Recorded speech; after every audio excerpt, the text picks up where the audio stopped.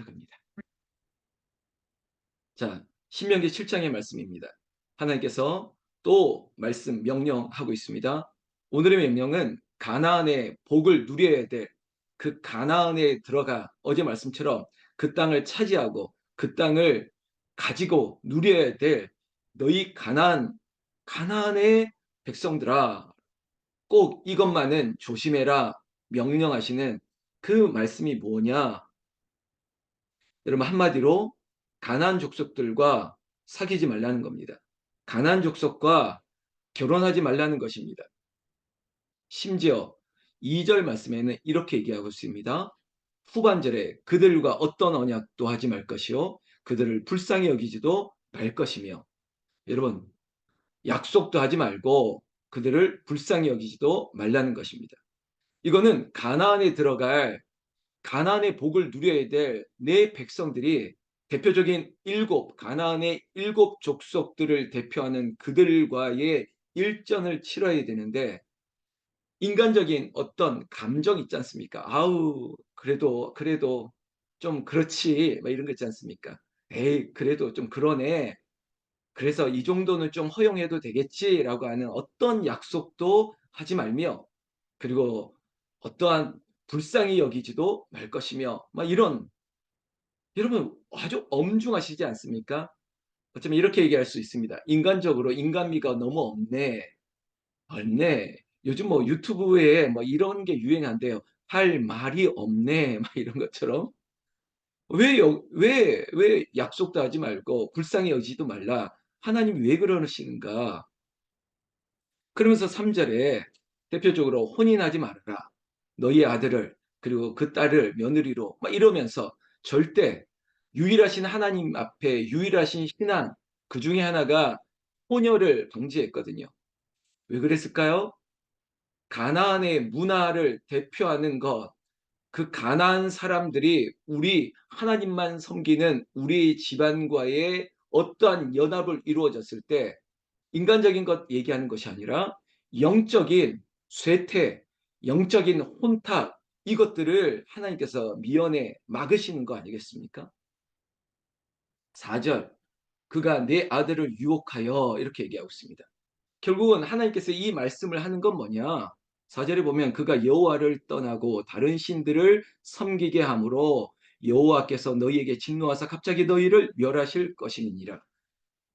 여러분, 자꾸 이렇게 뭐 혼인을 대표적으로 얘기했지만 자꾸 세속의 것과 그리고 다른 이방의 것들을 섬기는, 그리고 다른 생각을 가진 사람과의 연대를 이루어지게 되면 내 믿음이, 내가 하나님만을 섬기겠다고 했던 이 신명기 거듭거듭 하시는 말씀이 우리에게 혼탁해진다는 표현을 제가 쓰고 있는데, 우리를 자꾸 유혹하는 거 아니겠습니까? 자꾸 우리를 넘어뜨리려고 하는 거예요. 여러분, 진짜가 있으니까 이미테이션, 짝퉁, 가짜가 있는 것입니다. 가짜는 흉내낼 필요가 없어요. 진짜이기 때문에, 이건 보물이기 때문에, 이건 가치가 있는 거기 때문에 이걸 어떻게든 흉내내려고 하는 것이죠. 가나안에 들어가 복을 받을 이스라엘 백성들에게 왜 자꾸 유혹합니까? 왜 가나안의 일곱 족속이 왜 너희들과 결혼하고 너희들에게 딸을 주고 아들을 주고 왜 그럽니까? 근본적인 건 뭐냐? 우리에게서 하나님을 떠나게 하려고 하는 거죠. 하나님이 누구보다도 내 백성을 아는데, 여기까지 인도하신 하나님께서 이제 가나안을 목전에 두고, 아니 가나안에 들어갈 이 백성들에게 조심하는 게 뭐냐? 어떤 언약도 불쌍히 여김도 하지 말고, 그리고 어떠한 혼인이나 어떤 관계를 맺지 말아라. 아, 하나님 왜 이렇게 철저하게 하실까? 이유는 하나님이다. 너희가 넘어갈까 봐. 너희가 유혹에 넘어가 나의 진노를 받을까? 하나님이, 우리는 괜찮아요. 제가 어떤 사람인데 제가 저런 얘기 듣는다고 넘어갈 사람입니까? 제가 늘 만나는 사람인데 저 사람 만난다고 내가 별로 달라질 것이 없어요. 라고 여러분 자신 있게 말하면 안 된다고요. 이단 사입이, 여러분, 뭐 대표적으로 뭐 저는 유명하지 않으니까 이 영상을 보더라도 뭐 신천지가 아니면 뭐 다른 어떤 이단들, 여러분 계속 우리를 추수꾼처럼 우리를 거둬들이려고 친절을 아니면 또 달콤함으로 자꾸 찾아오지 않습니까? 정말 이슬비에 가랑비에 옷이 젖는 것처럼 우리가 자신 있다 말하면 안 돼요.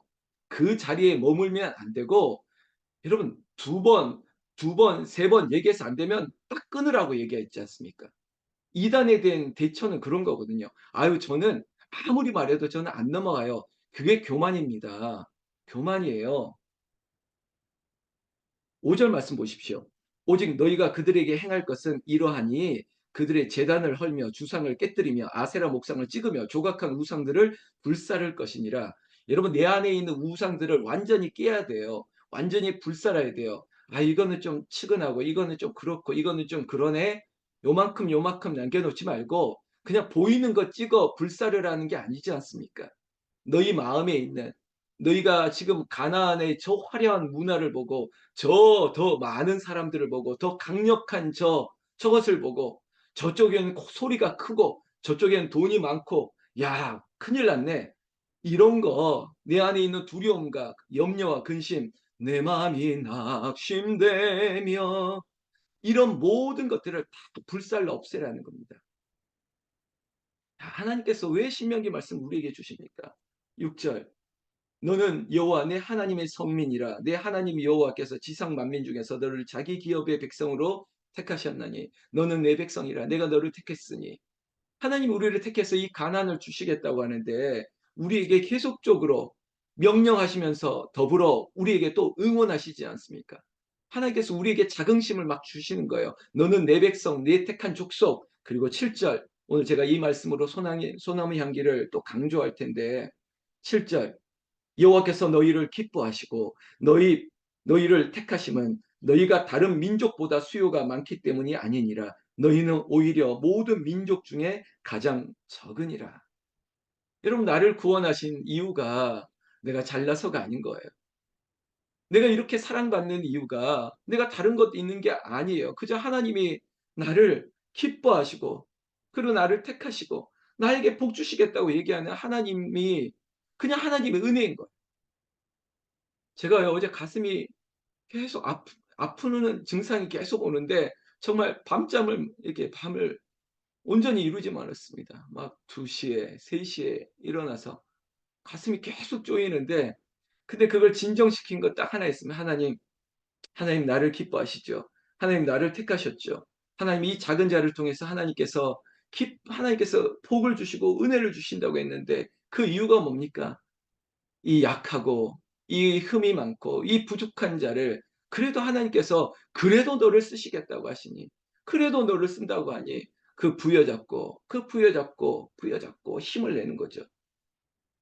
이 자리에 있는 이 자리에 있는 새벽을 깨우는 현장에 있는 분 말고도 각자 이 자리에서 이 영상을 통해서 말씀을 듣는 여러분, 여러분들을 하나님이 기뻐하신대요. 여러분들을 택하셨다고요. 이유는 너희들이 뭐 많고 적음의 문제가 아니라 그냥 하나님의 이유는 그냥 내가 너를 택했다고요. 너를 기뻐하신다고요. 8절 여호와께서 다만 너희를 사랑하심으로 말미암아 또는 너희의 조상들에게 하신 맹세를 지키려 하심으로 말미암아 자기의 권능의 손으로 너희를 인도하여 내시되 너희를 그 종되었던 집에서 애굽 왕 바로의 손에서 속량하셨나니 여러분 그래서 하나님이 이 멸망당할 애굽이 아니라 이 애굽에서 하나님께서 해방시켜 놓았다는 겁니다. 여러분 항상 여기가 좋고 우리가 재작년인가요? 우리가 뭘 봤습니까? 여러분 시온성으로 가는 크리스찬 저 멀리 배는 나의 시온성 여러분 그 곳으로 가는 크리스찬의 그 무거운 짐 그러나 하나님 주님이 함께 하셨죠. 그 하나님이 함께 하심으로 말미암아 우리가 이 멸망당할 세속의 도시에서 하나님께서 건져내어서 보내시는 것 그것이 출애굽의 역사인 것처럼 우리도 마찬가지죠. 왜 하나님께서 이 말씀을 하시는지 9절 그런즉 너는 알라 여러분 무엇을 알라고요? 오직 내 하나님 여호와는 하나님이시요 신실하신 하나님이시라 그를 사랑하고 그의 계명을 지키는 자에게는 천대까지 그의 언약을 이행하시며 인애를 베푸시되 여러분 하나님의 말씀입니다. 믿으세요. 하나님의 말씀이에요. 믿으세요. 언약을 지키는 자에게 언약을 이행하신다고요. 말씀과 명령, 쉐마, 이스라엘아, 쉐마, 들으라. 뭘요? 내 계명을 지키면 너희가 1000배까지 언약을 이행하시는 하나님의 약속은 복이다, 인애다, 사랑이다. 그러면 10절에 그를 미워하는 자에게는 당장에 보응하여 명령하시나니 여호와는 자기를 미워하는 자에게 지체하지 아니하시고 당장에 그에게 보응하시느니라. 여러분 저는 이 말씀이 그대로만 하고 더 이상 붙이고 싶지 않습니다. 왜? 하나님 그래도 불쌍히 여겨 주십시오. 기도하고 싶기 때문에. 하나님 미워하는 건 아닐 텐데 몰라서 그렇습니다. 알라고 했는데 몰라서 그렇습니다. 저는 정말 그렇게 기도하는 거거든요. 하나님 알면 저러지 않을 거예요. 정말 몰라서 그러는 거니까. 하나님 몰라서 그렇습니다. 여러분 제가 정말 이렇게 가슴이 막 미어지고 그럴 때마다 무슨 생각을 주시냐면 저희 마음에 몰라서 그러는 거야. 몰라서 그래. 몰라서 그래.